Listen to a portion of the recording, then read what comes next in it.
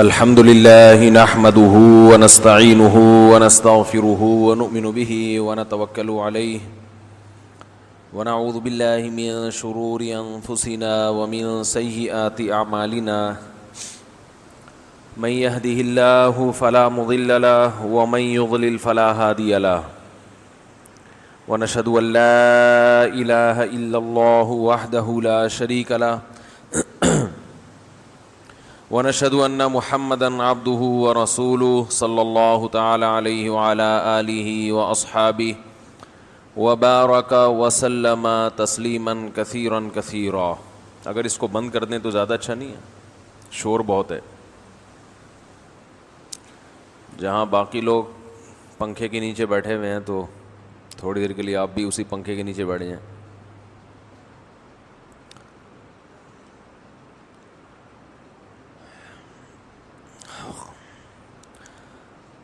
اما بعد فاعوذ باللہ من الشیطان الرجیم بسم اللہ الرحمن الرحیم وَكَذَلِكَ جَعَلْنَاكُمْ أُمَّةً وَسَطًا وقال النبی صلی اللہ علیہ وسلم الکیس من دان نفسه وعمل لما بعد الموت۔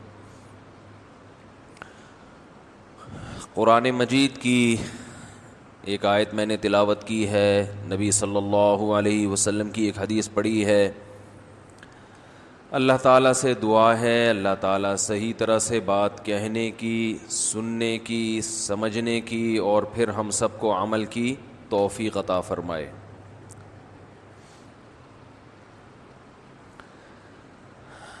اللہ تعالیٰ نے اس آیت میں اہل اسلام کی ایک کوالٹی بیان کی ہے، جو میں نے آیت تلاوت کی ہے نا۔ دیکھیے ہم لوگ مختلف قوموں کی تعریفیں بھی کرتے ہیں، برائیاں بھی کرتے ہیں، یہ تو چلتا رہتا ہے۔ بھائی فلاں ایسے ہوتے ہیں، سامنے والا کہتا ہے نہیں ایسے نہیں ہوتے، یہ چلتا ہے نا مارکیٹ میں۔ بھائی پٹھان ایسے ہوتے ہیں، بھائی پنجاب والے ایسے ہوتے ہیں، بھائی سرائکی ایسے ہوتے ہیں، بھائی مہاجر ایسے ہوتے ہیں، بھائی انگریز ایسے ہوتے ہیں، بھائی کالے ایسے ہوتے ہیں، بھائی بلوچی ایسے ہوتے ہیں، بھائی گورے ایسے ہوتے ہیں، کہتے ہیں نا۔ یہ ہوتا ہے لوگوں میں گپ شپ جب ہوتی ہے، بھائی جیپنیز ایسے ہوتے ہیں، بھائی ایرانی ایسے ہوتے ہیں، کہتے ہیں نا لوگ۔ بھائی عربی ایسے ہوتے ہیں، بھائی سعودی ایسے ہوتے ہیں، ارے سارے سعودی ایسے نہیں ہوتے، کہتے ہیں نا۔ تو اللہ نے بھی قرآن میں بعض قوموں کی تعریفیں کی، بعض قوموں کی برائیاں بیان کی۔ تو امت مسلمہ کو اللہ نے کمپیئر کیا ہے، مقابلہ کروایا ہے دوسری تمام قوموں سے، کہ مسلم ایسے ہوتے ہیں، جو غیر مسلم ہیں وہ ایسے، بولو نا کیا ہو گیا، نہیں ہوتے۔ سمجھنے فرمایا وَكَذَلِكَ جَعَلْنَاكُمْ أُمَّةً وَسَطًا۔ خوب اچھی طرح سمجھنا آج کا بیان، بہت اچھی طرح سے، اللہ کرے سمجھ میں آ جائے۔ اللہ نے فرمایا ہم نے تمہیں معتدل امت بنایا ہے، یعنی مسلم کیسے ہوتے ہیں، بولو نا، معتدل۔ ایسا نہیں کہ یا تو ادھر بہت جھک گئے یا ہر بات میں بیلنس، توازن، تمیز، جس کو ہم عرف میں کیا کہتے ہیں، مبالغہ آرائی نہیں ہے کہ ادھر کو چلے گئے یا بولو بھائی ادھر کو۔ جب ان سے کہا جائے بولو تو بولتے بھی ہیں، یہ بھی بیلنس میں آتا ہے نا۔ جب چپ رہنے کا کہا جاتا ہے تو کیا کرتے ہیں، چپ رہتے ہیں۔ یہ تو میں اپنی طرف سے تشریح کر رہا ہوں۔ تو یہ اس امت کی ایک بہت بڑی کوالٹی ہے کہ یہ امت ہے معتدل۔ معتدل لفظ اردو کا ذرا گاڑا لفظ ہے، بیلنسڈ، ای ڈی بھی لگا دیں آخر میں۔ کیا ہے یہ، معتدل۔ اب معتدل کو انگلش میں، وہ انگلش کے ٹیچر بیٹھے ہیں وہی بتائیں گے کیا کہتے ہیں، واللہ عالم۔ معتدل کا جو صحیح ترجمہ انگلش میں وہ ان سے پھر بعد میں پوچھ لیں ٹھیک ہے نا۔ تو ہر چیز میں توازن ہے, ہر چیز میں کیا ہے؟ توازن. دیکھو ہماری تعریف ویسے تو کوئی دنیا میں کرتا نہیں مسلمانوں کی, لیکن یہ کتنی بڑی اچھی بات ہے کہ کم از کم اللہ ہماری تعریفیں کر دیتا ہے کہ مسلم کیا ہوتے ہیں؟ معتدل, توازن ہوتا ہے, جس کو ہم یوں کہتے ہیں غلو کا شکار نہیں ہوتے. اب اللہ نے یہ نہیں کہا کہ فلاں معاملے میں تو معتدل ہوتے ہیں فلاں میں نہیں ہوتے, نا نا نا نا نا. جب اللہ نے کہہ دیا کہ یہ متوازن ہے تو اس کا مطلب ہر چیز میں کیا ہے؟ بولو نا یار, کیا ہو گیا؟ ہر چیز میں متوازن ہے, ہر چیز میں اعتدال, ہر چیز میں کیا ہے؟ اعتدال. غیر مسلم غلو کا شکار ہو جاتا ہے, توہم پرستی کا شکار ہو جاتا ہے. 13 کا عدد منحوس ہے تو بلڈنگ میں 13ویں منزل بولو بھائی ہے ہی نہیں. 12ویں کے بعد ڈائریکٹ کون سی شروع ہو جاتی ہے؟ 14ویں منزل. یہ پاگل پنا ہے کہ نہیں ہے؟ کیا خیال ہے؟ یا تو زندگی سے اتنی نفرت کہ خودکشی کر کے مار دیں گے اپنے آپ کو, یا موت سے اتنی نفرت کہ وہمی ہو جائیں گے زندگی کی ہوس میں, ساری زندگی ایک دوسرے کا جھوٹا نہیں پی رہے, کوئی بیماری نہ لگ جائے. نارمل حالات میں بھی سوشل ڈسٹینس, چلو وبا پھیلی ہوئی ہے تو ایک الگ بات ہے. مائیکل جیکسن کا تھا نا ہاتھوں میں گلوز, جرمز نہ ٹرانسفر ہو جائیں. اب آپ مائیکل جیکسن کے منہ پہ اگر چھینک دیتے, جو آدمی ہاتھوں میں جرمز برداشت نہیں کر رہا اس کے قریب کھڑے ہو کر اگر چھینک دو, وہ تو چھینک سے مر جائے گا نا, اور ہو سکتا ہے کسی نے چھینکا ہی ہو. ورنہ 50 سال میں مائیکل جیکسن کی جتنی اچھی صحت تھی, اس عمر میں انسان مرتا نہیں عام طور پر. ہو سکتا ہے کسی ڈاکٹر ہی کو چھینک آ گئی ہو, خوف سے مر گیا ہو. ہمارے ہاں صبح و شام جب چھینکنا ہوتا ہے نا کسی کو, تو کوشش کرتے ہیں کسی کے منہ پہ چھینکیں. کیا خیال ہے؟ کوشش لوگوں کی یہ ہوتی ہے, وہ بندہ نہ ملے تو ایک الگ بات ہے. تو مسجدوں میں دیکھ لیں, وضو خانے میں جب قلیاں کرتے ہیں تو کیا حالت ہوتی ہے, عجیب سا, ایک اللہ کی پناہ ہے بس, تو بیان کرنے کے قابل نہیں. کیسے کیسے تھپیڑے پڑے ہوئے نظر آئیں گے آپ کو وضو خانوں میں. تو خیر یہ اچھا کام نہیں ہے کہیں آپ سمجھیں کہ میں تعریفیں کر رہا ہوں مسلمانوں کی. اللہ نے اہل اسلام کی ایک صفت بیان کی کہ ان میں کیا ہوتا ہے؟ اعتدال. کیا ہوتا ہے بھائی؟ اعتدال. اعتدال کی ڈیفینیشن کیا ہے؟ اچھا پہلے تو میں یہ عرض کر رہا تھا کہ جب اللہ نے کہہ دیا کہ معتدل امت ہے, اور اللہ نے کسی خاص چیز کو ہائی لائٹ نہیں کیا کہ اس معاملے میں معتدل, تو اس سے پتہ چلتا ہے کہ کوئی اسپیسیفک کوئی خاص مثال اس لیے نہیں دی گئی ہے کہ ہر چیز میں معتدل ہے. ارے 2-4 مثالیں بیان کر دی جاتی, 2-4 مثالیں, تو اس کا مطلب یہ ہوتا ہے انہی چیزوں میں ہے باقیوں میں نہیں. میں فروعی مسائل میں غلو کا قائل نہیں ہوں, لیکن میں جو رفع الیدین کرتے ہیں نا ان سے کہتا ہوں کہ نہ کرنے والوں کے دلائل بھی کمزور نہیں ہیں, ان کو بھی مان لو. یہ بھی غلو ہے کہ ایک طرف کے دلائل کو تو مان رہے ہو, دوسرے کو بالکل لفٹ ہی نہیں کراتے. یہ میرا موضوع نہیں ہے, درمیان میں گریبیاں لگاتا ہوں میں, عادت ہے میری. دھونے والے انسان جب کھا رہا ہوتا ہے نا, کہیں دعوت ہوتی ہے بھائی, کہیں دعوت ہوتی ہے تو آپ فوکس ایک کھانے کو کرتے ہیں, لیکن میزبان کہتا ہے یار یہ بھی میں نے تمہارے لیے بنائے ہیں تو دھونے والے لے لو یہاں سے. کہتا ہے نا مہمان, سوری میزبان, کہ یار یہ اتنا کچھ رکھا ہوا ہے, ٹھیک ہے آپ نہیں کھاتے لیکن میری چاہت کے لیے دھونے والے یہاں سے بھی لے لے. تو بیان کے دوران ہم ایک دھونے والے دائیں بائیں بھی لے لیتے ہیں, وہ بھی لوگوں کی ضرورت ہے. امام ترمذی جو امام بخاری کے شاگرد ہیں, انہوں نے جب رفع الیدین کرنے کی حدیث ذکر کی ہے نا, اس کے نیچے لکھا ہے وَبِهِ يَقُولُ بعض اہل العلم من اصحاب النبی صلی اللہ علیہ وسلم. رفع الیدین کرنا یہ قول اہل علم میں بعض صحابہ کا ہے, سمجھ میں آ رہی ہے بات؟ اہل علم میں بعض صحابہ جب رفع الیدین نہ کرنے کی حدیث ذکر کی ہے تو امام ترمذی کہتے ہیں وَبِهِ يَقُولُ غَيْرُ وَاحِدٍ مِّنْ أَهْلِ الْعِلْمِ مِنْ أَصْحَابِ النَّبِيِّ صلی اللہ علیہ وسلم. یہی قول بہت سارے صحابہ کا ہے اہل علم. سمجھ میں نہیں آ رہی میرا خیال ہے بات؟ یہ قول اہل علم میں بہت سے صحابہ کا ہے. اور کمال کی بات یہ کہ جب رفع الیدین کرنے کا ذکر کیا اور فرمایا کہ یہی قول بعض اہل علم صحابہ کا ہے تو ان صحابہ کے نام بھی ہائی لائٹ کیے ہیں.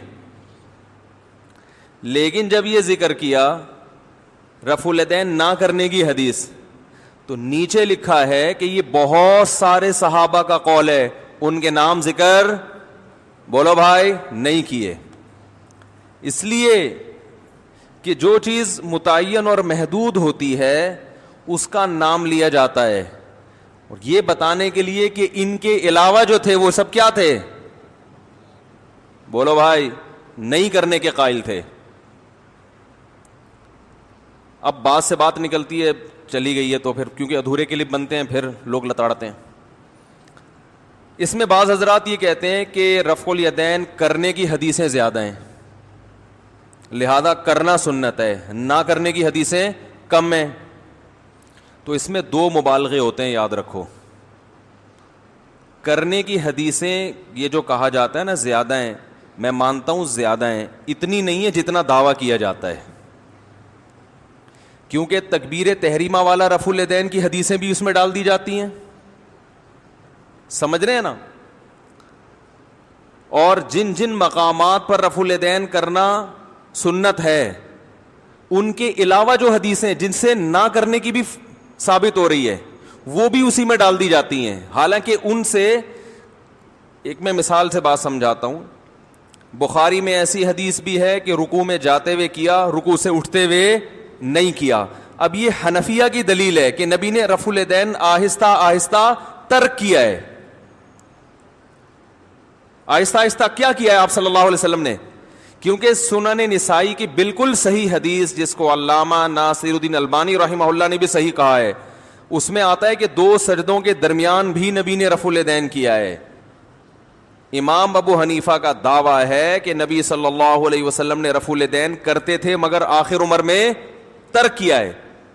کیونکہ ہمیں جو رفع الیدین کی حدیثیں ملتی ہیں ان میں یہ بھی ملتا ہے کہ 2 سجدوں کے درمیان کیا, جس کو سب مانتے ہیں کہ وہ آپ نے بولو بھائی چھوڑ دیا. یہ بھی حدیث ملتی ہے کہ سلام کے وقت بھی رفع الیدین تھا لیکن وہ بھی نبی صلی اللہ علیہ وسلم نے چھوڑ دیا. صحیح مسلم کی حدیث ہے کہ صحابہ کرام سلام کے وقت رفع الیدین کر رہے تھے. آپ صلی اللہ علیہ وسلم نے فرمایا مالی اراکم رافعی ایدیکم کأنها اذناب خیل شمس اسکنوا فی الصلاۃ. میں تمہیں دیکھتا ہوں کہ سرکش گھوڑوں کی دموں کی طرح تم ہاتھ ہلا رہے ہو, یہ کیا کر رہے ہو؟ نماز میں سکون پیدا کرو. یہ کون سا رفع الیدین تھا؟ سلام کے وقت. اس پہ یہ بعض حضرات کہتے ہیں کہ بھائی اس کا تو سلام سے تعلق ہے نا, اس کا عام رفع الیدین سے تھوڑی ہے. ہم یہ کہتے ہیں کہ کیا یہ ممکن ہے کہ صحابہ کرام نے سلام کے وقت رفع الیدین خود سے شروع کر دیا ہو نبی کو دیکھے بغیر؟ اس سے پتہ چلتا ہے کہ نبی کا پہلا عمل سلام کے وقت رفع الیدین بھی بولو بھائی تھا, جو نبی نے ترک کر دیا. لیکن بعض صحابہ کرتے رہے تو آپ نے ان کو منع کیا. بعض لوگ کہتے ہیں کہ جو کام نبی نے خود کیا ہو تو نبی اس پر تنبیہ اتنے سخت الفاظ سے نہیں کر سکتے. بالکل درست ہے, نہیں کر سکتے بشرطے کہ نبی اس پہ قائم ہو. لیکن نبی نے جب ترک کر دیا ایک عمل تو پھر اتنے سخت الفاظ سے اس پہ تنبیہ ہو سکتی ہے. اس حدیث سے پتہ چلتا ہے, سنن نسائی کی حدیث سے پتہ چلتا ہے 2 سجدوں کے درمیان بھی رفع الیدین تھا. صحیح ہے مسلم کی حدیث سے پتہ چلتا ہے کہ سلام کے وقت بھی, بولتے کیوں نہیں بھائی جان؟ ویسے تو خون پیتے رہتے ہو بیٹھ کے سارا دن, جو ہم بول رہے ہیں تو چپ بیٹھے ہوئے ہو. سلام کے وقت بھی نبی صلی اللہ علیہ وسلم نے رفع الیدین کیا ہے. بخاری ہی کی حدیث ہے جس میں آتا ہے کہ رکوع میں جاتے ہوئے کیا، صحابی رکوع سے اٹھتے ہوئے ذکر نہیں کر رہے.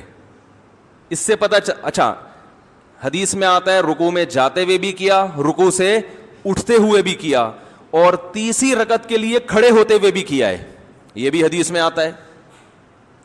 لیکن صحیح حدیث میں یہ بھی ذکر ہے، رکوع میں جاتے ہوئے کا ذکر ہے، رکوع سے اٹھتے ہوئے کا ذکر نہیں ہے. ہم کہتے ہیں جو اٹھتے ہوئے کا ذکر نہیں ہے اس کی علامت ہے کہ اٹھتے ہوئے آپ نے رفع الیدین چھوڑ دیا. جیسے دو سردوں کے درمیان چھوڑا ہے، ایسے ہی رکوع میں جاتے ہوئے تو کیا، اٹھتے ہوئے آپ نے کیا کر دیا؟ بولو بھائی، چھوڑ دیا ہے رفع الیدین. بعض حضرات یہ کہتے ہیں کہ جس حدیث میں یہ آتا ہے کہ رکوع میں جاتے ہوئے رفع الیدین کیا، اٹھتے ہوئے نہیں کیا، تو اس میں یہ تو نہیں لکھا ہوا کہ نہیں کیا. ہو سکتا ہے کیا ہو، صحابی نے بیان بولو بھائی نہ کیا ہو. ہم یہ کہتے ہیں کہ صحابی اگر کہیں بھی پوری نماز میں رفع الیدین کا تذکرہ ہی نہ کرتے تو ہم کہتے سرے سے انہوں نے رفع الیدین کے مسئلے کو فوکس ہی نہیں کیا. وہ ایک جگہ ذکر کر رہے ہیں اور ایک جگہ نہیں کر رہے. بھائی یا تو سب جگہ ذکر کرتے یا سب جگہ چھوڑتے. ایک جگہ ہائی لائٹ کر رہے ہیں، اٹھتے ہوئے ذکر نہیں کر رہے، اس کی علامت ہے کہ رکوع میں جاتے ہوئے کیا، اٹھتے ہوئے نہیں کیا. تیسری رکعت کے لیے اٹھتے ہوئے کرنا سبھی ثابت ہے، اور یہ بھی ثابت ہے کہ تیسری رکعت کے لیے آپ صلی اللہ علیہ وسلم نے جب قیام کیا تو صحابی نے رفع الیدین کا تذکرہ نہیں کیا، جبکہ دوسرے مقام پہ کیا ہے تذکرہ. تو یہ جو صحابی تذکرہ کرنا چھوڑ رہے ہیں، پوری نماز میں ہی نہ کرتے تو ہم کہتے ہیں کہ رفع الیدین کا مسئلہ انہوں نے بیان کیا ہی نہیں ہے. ایک جگہ کر رہے ہیں، ایک جگہ نہیں کر رہے، اس کی علامت ہے کہ اس جگہ نہیں کیا نبی صلی اللہ علیہ وسلم نے. بات آ رہی ہے سمجھ میں؟ دوسری بات، پہلی بات یہ سمجھ میں آ گئی کہ یہ جو کہا جاتا ہے نا رفع الیدین کی حدیثیں بہت زیادہ ہیں، اتنی زیادہ نہیں ہے جتنا دعویٰ کیا جاتا ہے. جس رفع الیدین کے یہ حضرات قائل ہیں اس کی حدیثیں بہت کم ہیں، باقی ساری حدیثیں ترک کرنے کی ہیں. اس سے صاف پتہ چل رہا ہے کہ آہستہ آہستہ نبی نے رفع الیدین ترک کیا ہے. اب بالکل لاسٹ والا عمل، بالکل آخری عمل آپ صلی اللہ علیہ وسلم کا کیا تھا؟ امام ابو حنیفہ کا دعویٰ ہے کہ تکبیر تحریمہ کے علاوہ باقی تمام جگہوں پہ آپ نے رفع الیدین بالکل آخری وقت میں آپ صلی اللہ علیہ وسلم نے ترک کر دیا. اس ترک کی لوگ کہتے ہیں صراحتاً دلیل دکھاؤ. یاد رکھو مدعی کے ذمے دلیل پیش کرنا ہوتا ہے، آپ کی مرضی کی دلیل پیش کرنا مدعی کے ذمے نہیں ہے. وہ دلیل صحابہ کا اور تابعین کا عمل ہے کہ صحابہ اور تابعین میں اکثریت رفع الیدین ترک کیا کرتے تھے. اگر نبی کی آخری نماز رفع الیدین والی ہوتی تو یہ صحابہ اور تابعین کی اکثریت وہ رفع الیدین کرنے والی ہوتی، نہ کرنے والی نہ ہوتی. دوسرا، ہم جن صحابہ کے بارے میں دیکھتے ہیں کہ رفع الیدین کرنے کے بھی قائل تھے، وہ ان سے ترک بھی منقول ہے. عبداللہ ابن عمر رضی اللہ تعالی عنہ رفع الیدین نہ کرنے والوں کو کنکری مارتے تھے، لیکن آپ سے رفع الیدین نہ کرنا بھی ثابت. بعض حضرات یہ کہتے ہیں یہ نہ کرنا اس لیے تھا عبداللہ بن عمر کا کہ بیان جواز کے لیے، کہ یہ بھی جائز ہے، فرض نہیں ہے. ہم کہتے ہیں کہ عبداللہ بن عمر کی رائے تبدیل ہوئی ہے، کیونکہ اگر بیان جواز کے لیے رفع الیدین ترک کرتے تو ابتدا میں نہ کرنے والوں کو کنکریاں بولتے کیوں نہیں بھائی، نہیں مارتے. ایک طرف تو کنکری مار رہے ہیں جو رفع الیدین نہیں کر رہے، اور پھر خود ایسی نماز پڑھ رہے ہیں جو رفع الیدین کے بغیر ہے. تو اس کا مطلب آپ کی رائے کیا ہوئی ہے؟ چینج ہوئی ہے. انس ابن مالک رضی اللہ تعالی عنہ سردوں کے درمیان بھی رفع الیدین کیا کرتے تھے، بعض صحابہ سے یہ ثابت ہے. ہم کہتے ہیں انہوں نے نبی صلی اللہ علیہ وسلم کی وہ نماز فالو کی جس میں ہر مقام پہ کیا ہو رہا ہے؟ رفع الیدین. اخروی فائدے کیا ہیں وہ تو ایک الگ بات ہے، روزے کی صحت کو کیا فائدے ہوتے ہیں اگر وہی آپ لوگ کو پتہ چل جائیں تو میں کہتا ہوں وہی چیز ایسی ہے جو انسان سے روزے رکھوا دے. بھوکا رہنا صحت کے لیے انتہائی مفید ہے.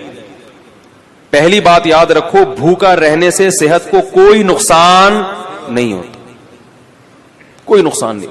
وقتی نقصان کو نقصان نہیں کہتے ہیں. دیکھو جب آپ ایکسرسائز کرتے ہو, صبح صبح اٹھ کے جاگنگ کرتے ہو, وقتی نقصان تو اس میں بھی آپ کی انرجی یوٹیلائز ہو گئی, آپ تھک گئے, پسینہ نکلا, تھکاوٹ, سانس پھول گیا, تھوڑی دیر تک آپ سے ہلا بھی نہیں جائے گا.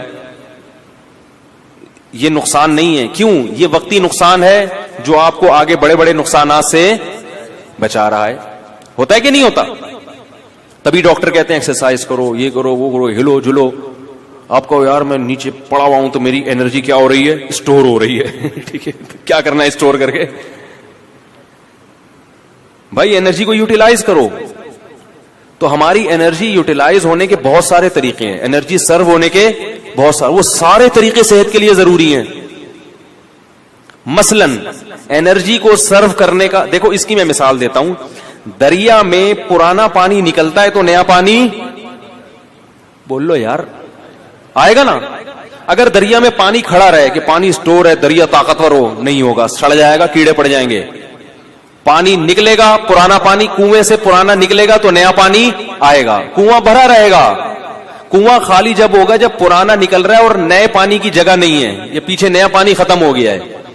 تو ہماری جو انرجی ہے نا, یہ دریا کے پانی کی طرح ہے, یہ سرو ہوتی رہے گی, یوٹیلائز ہوتی رہے گی, اور نئی خوراک جسم میں جاتی رہے گی.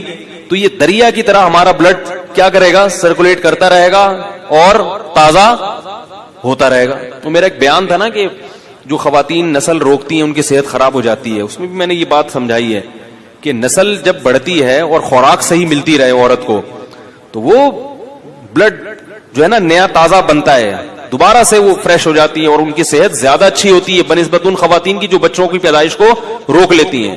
وہ جلدی بوڑھی ہو جاتی ہیں. لیکن یہ ضروری ہے کہ خوراک پراپر ملتی رہے, اس لیے کہ آپ کنویں سے پانی تو کھینچ کے نکال رہے ہیں, نیا پانی زمین میں ہے ہی نہیں, پھر تو وہ ختم ہو جائے گا. ورزش کرنے والا آدمی کھاتا ہے نہیں اور ورزش کرتا رہتا ہے, وہ تو سوکھ کے, یا کسی خاتون کے بچوں کی ولادت تو ہو رہی ہے مگر پراپر خوراک نہیں مل رہی, مل بھی رہی ہے تو غلط ناقص خوراک مل رہی ہے. اس کو کھجور اور دودھ, جو ایک میں اکثر مثال دیتا ہوں, بتاتا رہتا ہوں, بھائی کھجور اور دودھ جو ہے نا یہ اپنی خوراک کا حصہ بنا لیں, بچوں کا بھی, خواتین کا بھی, خاص طور پہ جو خواتین بچوں کو فیڈ کرا رہی ہیں یا جو پریگننسی ہے جن کو, کھجور اور دودھ اس قسم کی چیزیں کھانی چاہیے. نبی صلی اللہ علیہ وسلم نے کھجور کو پاکیزہ پھل قرار دیا ہے. پاکیزہ کا مطلب کیا ہے؟ یہ بادی نہیں ہے, اس سے خراب خون پیدا نہیں ہوتا, اچھا صالح خون پیدا ہوتا ہے اس سے, پیغمبروں کی خوراک ہے. تو اب میں یہ عرض کر رہا تھا کہ ہماری انرجی جو سرو ہوتی ہے اس کے بہت سارے اللہ نے طریقے رکھے جو سارے ضروری ہیں. ایک طریقہ یہ کہ آپ ورزش کریں, اس سے انرجی. ایک طریقہ یہ جسم سے پسینہ نکلے. ایک طریقہ یہ ہے کہ آپ جو ہے عورت کے لیے جیسے بچے کو فیڈ کرائے, اس سے بھی انرجی سرو ہوتی ہے اس کی. نکاح کے بعد انسان کی انرجی زیادہ خرچ ہوتی ہے. تو یہ سارے طریقے. اس طرح حجامہ جو کرایا جاتا ہے, خون نکالا جاتا ہے, اس سے بھی آپ کی صحت. بھائی آپ ویسے کسی کو خون دیں, سب ڈاکٹر کہتے ہیں خون دینے سے صحت خراب نہیں ہوتی, بلکہ میں ایسے لوگوں کو جانتا ہوں ہر 6 مہینے میں خون دے رہے ہیں اور 10 سال سے ان کو کوئی بیماری نہیں ہوئی ہے. ہر 6 مہینے میں خون دے دیتے ہیں, کیونکہ پرانا خون نکلتا ہے, نیا بنتا ہے, تو بیماریوں کو ڈیرا جمانے کا موقع ملتا ہی نہیں ہے. اسی طرح یاد رکھیں کہ کچھ وقت کے لیے سپلائی کو روک لینا, خوراک کی سپلائی کو روک لینا, تاکہ میدا جو ہے نا, میدا اور ہماری باڈی, وہ جتنے ہمارے جسم میں فاسد مادے ہیں ان کو استعمال کر کے کام میں لے آئے, کچرا جل جائے, سمجھ آئی, تاکہ بیماری کے جتنے امکانات تھے وہ سارے امکانات کیا ہو جائیں, ختم ہو جائیں. تو یہ بھی ہماری صحت کے لیے اتنا ہی ضروری جتنا ایکسرسائز کرنا ضروری ہے. کیسے سمجھائیں یار, ہے نا کئی ہفتوں. تو کیا ہوتا ہے, ہم جب کھا رہے ہیں, پراٹھے بھی کھا رہے ہیں اور پتہ نہیں کیا کیا کھا رہے ہیں, جائیدادیں بھی کھا رہے ہیں, بہن کی وراثت بھی کھا رہے ہیں, بیوی کا مہر بھی کھا لیا, رشوت بھی کھا لی, اور کیا کیا کھا لیا. اب وہ تمام چیزیں ہماری ایکسرسائز سے یوٹیلائز نہیں ہوتی. یہ غلط فہمی ہے. ایکسرسائز ہر چیز کا آخری حل نہیں ہے, پھر بھی وہ کہیں نہ کہیں کونے کھانچوں میں رہ جاتے ہیں. اب میں دیکھو میڈیکل سائنس کی زبان نہیں استعمال کروں گا کیونکہ میں ڈاکٹر نہیں ہوں. بعض لوگ کہتے ہیں ڈاکٹروں کی جگہ آ کے نا بڑے فنٹر گیری کر رہے ہیں, ان کو کیا پتا. تو میں تو اپنی زبان میں آپ کو سمجھاؤں گا نا, یا جو بالکل سادہ زبان میں, کیونکہ میں ڈاکٹر تھوڑی ہوں. لیکن یہ صحت کے بنیادی اصول ہیں اور یہ ڈاکٹر بھی کہتے ہیں. آپ سرچ کرو آپ کو پتا چلے گا, جو گوروں کی بنائی ہوئی ویب سائٹس ہیں ان میں آپ جاؤ جو اوتھینٹک ہیں, وہ بھی اس بات کا اقرار کرتے ہیں کہ روزہ رکھنا انسان کی صحت کے لیے انتہائی ضروری. آپ کو پتا ہے گورے اس پر آ رہے ہیں کہ ہفتے میں 5 دن کھاؤ 2 دن فاسٹنگ. یہ بالکل اسلام ہے. نبی صلی اللہ علیہ وسلم نے ہفتے میں 2 دن روزہ رکھنے کا حکم دیا, سنت ہے پیر اور جمعرات کا روزہ. گورے بھی یہ تحقیق کر رہے ہیں کہ 5 دن کھاؤ 2 دن بولو بھائی ناغا کرو. تو ہوتا کیا ہے کہ جب ہم بھوکے رہتے ہیں وقتی طور پہ کمزوری ہوتی ہے, روزے میں ظاہر ہے کمزوری ہوتی ہے, ایسے فریش نہیں ہو. اثر کے بعد تو ایسے مرجے سے میں دیکھتا ہوں اثر کی نماز میں جو وہاں بیٹھا ہوا ہے تو ادھر بیٹھا ہوا ہے, کوئی کسی پہ اعتراض نہیں کر رہا. اور بعض دفعہ اس میں یہ بھی ہوتا ہے کہ چونکہ بھوک پیاس ہوتی ہے کمزوری, تو کمزوری میں انسان کو غصہ زیادہ آتا ہے. تھوڑا سا چھیڑ دو تو ایسا چھڑے گا پھر وہ کھڑی کھڑی سنائے گا. دیکھیں دودھ کی دکانوں پہ, پکوڑوں کی دکانوں پہ افطاری کے وقت میں بڑے پڈے ہو رہے ہوتے ہیں. تو ہوتا کیا ہے, وقتی نقصان ہوتا ہے کہ کمزوری ہوتی ہے جسم میں, لیکن ہماری باڈی وہ سارے غلیظ مادے آہستہ آہستہ کھانا شروع کر دیتی, نتھر جاتا ہے جسم. 1 مہینے تک یہ پروسیس جب ہوتا ہے, اس کا سب سے بڑا فائدہ کیا ہوتا ہے, آپ کینسر کی بیماری کو کئی کلومیٹر دور دھکیل دیتے ہیں. کینسر ہے کیا, یہ جو فاضل مادے ہیں نا جسم میں, جو ہماری سیلز کی جو نیچرل ٹوٹ پھوٹ نہیں ہوتی, پھر یہ کہیں سے ادھر سے پھوڑا بن کے نکلا. تو اس کو میں دیسی زبان میں کہوں گا, یہ جو پراٹھے ہیں نا جو ضرورت سے زیادہ کھا رہے ہو, یہ پھوڑے بن کے نکلنا شروع ہو جاتے ہیں. وہ جو ہمارے خلیے ہیں, جو سیلز ہیں, ان کی ٹوٹ پھوٹ غلط طرح سے ٹوٹ پھوٹ ہونے لگتی ہے. بچوں میں کینسر کے امکان کم کیوں ہوتا ہے, ان کی گروتھ ہو رہی ہے. وہ جو کھا رہے ہیں, جب آپ کی ایک عمر تک آپ پہنچ گئے, آپ کی گروتھ رک گئی, اب آپ جو اضافی کھاؤ گے وہ بیماری کی شکل میں ظاہر ہوگا. تو روزہ رکھنا یہ کینسر کو بولو بھائی دور کر دے. بلکہ بعض حکیموں کی مستند ذرائع سے ہمیں اطلاع ملی ہے کہ انہوں نے کینسر کا جو علاج کرایا ہے وہ مریض کو بھوکا رکھ کے کرایا. ایسے بھی کینسر کے مریض لا علاج مرض, جن کو بڑے بڑے ہسپتالوں نے کہہ دیا کہ یہ ٹھیک نہیں ہو سکتے, ان کو قبلہ حکیم نے کیا کیا, کھانا پینا چھوڑ دو اس کا.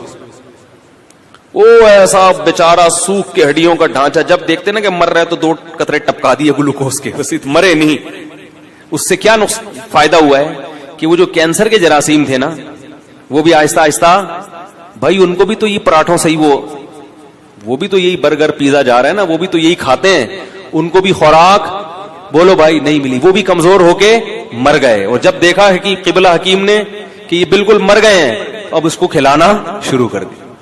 یہ علاج ہوا کرتا تھا پہلے زمانے میں کینسر کا, لیکن یہ بڑا خطرناک ہے. اس میں حضرت جی بھی ٹہل سکتے ہیں جراثیم کے ساتھ. خود یہ جو اتنا بڑا جرثوم ہے یہ بھی چلا گیا دنیا سے, لیکن اس طرح کئی لوگوں کا علاج ہوا ہے. تو اس اسٹیج پہ پہنچنے سے پہلے اگر انسان اپنے آپ کو بھوکا رکھنے کا عادی بنا لے تو اچھا نہیں ہے, کیا خیال ہے؟ تو یہ بہت مفید ہے صحت کے لیے. اور گرمیوں کے روزے زیادہ مفید ہیں کیونکہ اس میں پسینہ نکلتا ہے, پیاس کی شدت بڑھتی ہے, اس میں وہ روزے کے مقاصد جلدی حاصل ہوتے ہیں بنسبت سردیوں کے. یہ آپ کو جسمانی فائدہ ہوتا ہے. ایک جسمانی فائدہ آپ کو کیا ہوتا ہے, ایک اور, آپ میں قوت برداشت بڑھتی ہے. جو کھانے پینے والا آدمی ہے نا, ہر وقت اس کو کچھ نہ کچھ چاہیے, ورنہ اس کا دل نہیں لگتا. جب آپ کئی گھنٹوں بھوکے رہتے ہیں تو آپ بھوکے رہ کے بھی کام کرنے کے عادی ہو جاتے ہیں. اس کا فائدہ کیا ہوگا کہ آپ اس عادت کو مینٹین رکھ سکتے ہیں پھر پورے سال, کہ یار میں رمضان میں اتنا تھوڑا کھا کے اتنا اچھا چلا ہوں, تو اب میں دوپہر کھانا تھوڑا کھا کے کیوں نہیں چل سکتا. تو پورے سال پھر آپ کم کھانے پہ گزارا کر سکتے ہیں. اور اگر کم کھانے پہ آ گئے تو بیماریاں ویسے ہی, سارے مسائل ہی زیادہ. کینسر کے ایک بہت بڑے اسپیشلسٹ آئے تھے میرے پاس, الحمدللہ ہر قسم کا طبقہ ہوتا ہے, شاید بیان بھی سن رہے ہو. وہ یو کے میں جو اسپیشلسٹ ڈاکٹر ہے نا, ان کو پڑھاتے ہیں وہ, اس سے اندازہ لگائیں کہ وہ کتنے بڑے ڈاکٹر ہوں گے. تو وہ ملاقات کے لیے آئے, کہ میں تو وہ آئے تھے مجھ سے کچھ پوچھنے کے لیے. ہم نے کہا جب اتنے میں ڈاکٹر ہیں تو بجائے ہم سے پوچھیں ہم ہی پوچھنا شروع کر دیں. انہوں نے سوچا ہوگا تو لینے کے دینے پڑ گئے. تو میں نے ان سے ویسے ہی کچھ نالج حاصل کی. میں نے کہا یہ کینسر کی بیماری کی بنیادی وجوہات کیا ہوتی ہیں, کچھ نالج میرے پاس تھی جو میں شیئر کرنا چاہ رہا تھا ان سے. تو انہوں نے بھی وہی بات کی جو عام طور پہ سب کہتے ہیں کہ سب سے بڑی وجہ کینسر کی موٹاپا ہے. موٹاپے کا مطلب کیا, آپ اپنی ضرورت سے زیادہ کھا رہے ہو. اس زمانے میں ہر آدمی اپنی ضرورت سے زیادہ کھاتا ہے.